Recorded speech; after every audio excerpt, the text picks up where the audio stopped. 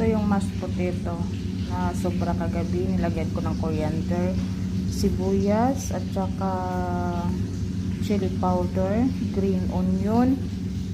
Tapos, lagyan ko siya ng paminta, asin. Susubukan natin yung nakita natin sa Instagram kung masarap.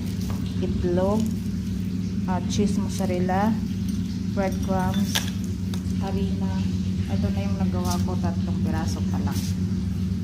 Siya, ibilog-bilog mo lang yung yung mashed potato, tapos lalagay mo siya sa flour. Lagyan mo siya ng flour, tapos dito mo siya ilalagay sa itlog, tapos breadcrumbs.